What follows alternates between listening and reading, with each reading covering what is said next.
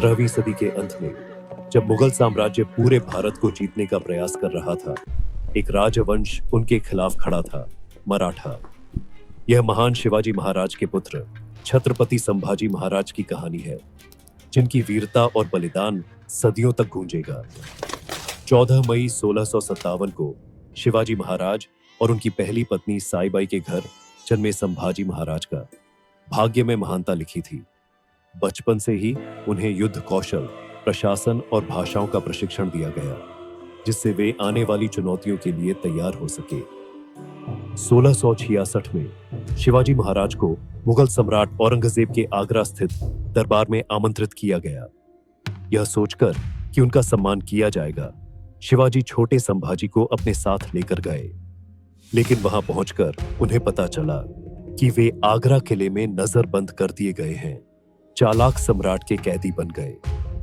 औरंगजेब की योजना स्पष्ट थी। मराठा नेता और उनके उत्तराधिकारी को पकड़कर वह दक्कन में विरोध की भावना को कुचलना चाहता था। इसके बाद जो हुआ वह इतिहास में अमर हो गया। कई महीनों की कैद के बाद शिवाजी ने एक बुद्धिमानी भरी योजना बनाई।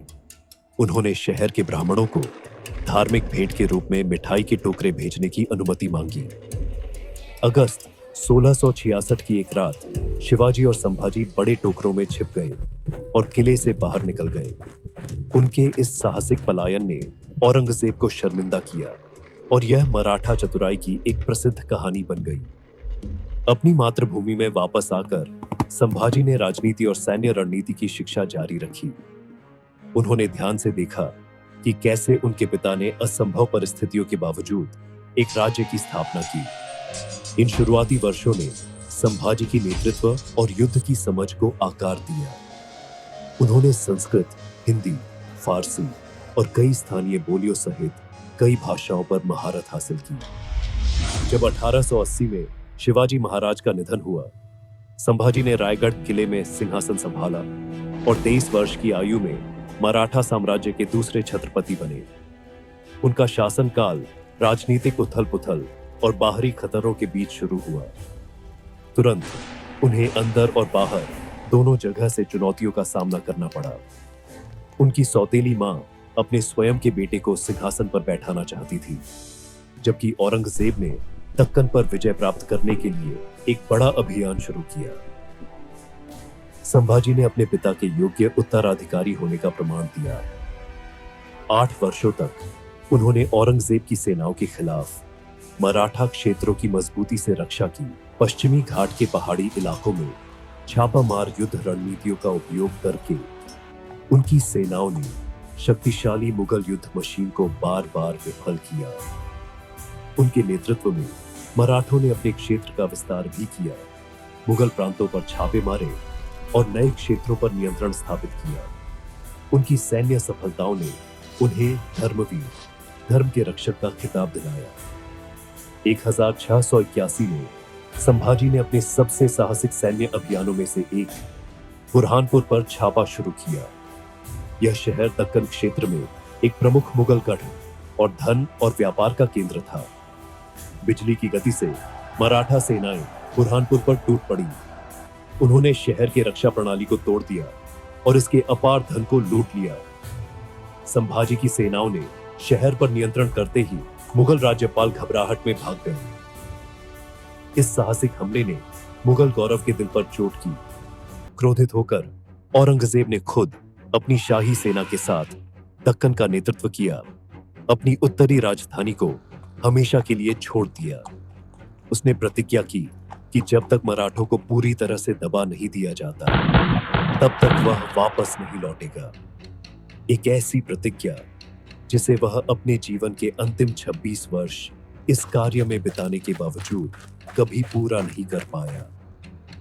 बुरहानपुर की लड़ाई ने संभाजी की सैन्य प्रतिभा और साहस को उजागर किया।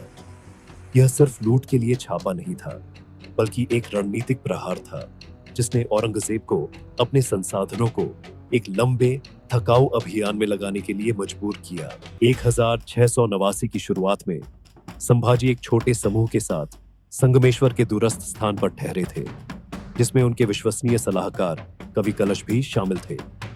वे धार्मिक समारोह करने और एक बीमारी से उभरने के लिए इस पवित्र स्थल पर आए थे।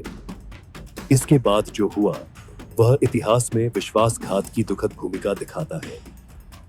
संभाजी की अपने बहनोई कणोजी शिर्के ने छत्रपति के स्थान और उनके रक्षकों की छोटी संख्या के बारे में गुप्त रूप से मुगलों को सूचित किया। इस अवसर का लाभ उठाते हुए मुगल कमांडर मुकर्रब खान ने कोंकण के घने जंगलों से होकर 1000 सैनिकों की एक सेना के साथ एक तेज मिशन का नेतृत्व किया। 1 फरवरी 1688 को उन्होंने उस मंदिर परिसर को घेर लिया जहां संभाजी ठहरे हुए थे। संख्या में बहुत कम होने के बावजूद संभाजी और उनके साथियों ने बहादुरी से लड़ाई लड़ी। कई विवरणों से पता चलता है कि संभाजी लगभग बच निकले थे, लेकिन विशालगढ़ नदी पार करते समय पकड़े गए। एक साधारण सैनिक के रूप में उनका छद्मवेश विफल हो गया जब एक मुगल सैनिक ने उन्हें पिछली मुलाकात से पहचान लिया। संगमेश्वर का विश्वासघात मराठा इतिहास के सबसे दर्दनाक अध्यायों में से एक है। एक याद दिलाता है कि कभी कभी सबसे बड़ा खतरा स्पष्ट दुश्मनों से नहीं बल्कि करीबी लोगों से आता है। इसके बाद जो हुआ वह औरंगजेब की क्रूरता और संभाजी के असाधारण साहस को दर्शाता है। सम्राट ने संभाजी के जीवन को बख्शने की पेशकश की अगर वे अपने किलों को सौंप दें, इस्लाम अपना लें और मुगल सेना में सेवा करें। संभाजी ने इनकार कर दिया, अपमान के बजाय मौत का चुनाव किया। लगभग 2 हफ्तों तक उन्हें बुरी तरह से प्रताड़ित किया गया। उनकी आंखें निकाल दी गई, उनकी जीभ काट दी गई और उन्हें भयानक पीड़ा दी गई। फिर भी उन्होंने कभी समर्पण नहीं किया। 11 मार्च 1689 को भीमा नदी के तट पर तुल्लापुर में संभाजी महाराज को अत्यंत यातना के बाद मार दिया गया। उनके शरीर के टुकड़े नदी में फेंक दिए गए। संभाजी का बलिदान व्यर्थ नहीं गया। उनके विरोध ने मराठाओं को प्रतिरोध जारी रखने के लिए प्रेरित किया। बाद के नेताओं, विशेष रूप से संभाजी के भाई राजा राम और फिर शाहू के अधीन मराठा साम्राज्य 18वीं शताब्दी के भारत में प्रमुख शक्ति बन जाएगा। आज छत्रपति संभाजी महाराज को साहस, धार्मिक सहिष्णुता और स्वतंत्रता के प्रति अटूट समर्पण के प्रतीक के रूप में याद किया जाता है। उनका जीवन हमें याद दिलाता है कि सच्चा नेतृत्व न केवल जीत में मापा जाता है बल्कि उन सिद्धांतों में भी जिनके लिए कोई मरने को तैयार है। संभाजी की कहानी हमें सिखाती है कि अत्याचार पर बने साम्राज्य अंततः गिर जाएंगे, जबकि स्वतंत्रता और न्याय के आदर्श सदियों तक जीवित रहेंगे। मराठा शेर जिसने अत्याचार के सामने झुकने से इनकार कर दिया। A true symbol of courage, sacrifice, and unwavering spirit. Like, share, and subscribe for more stories of real heroes who shaped history.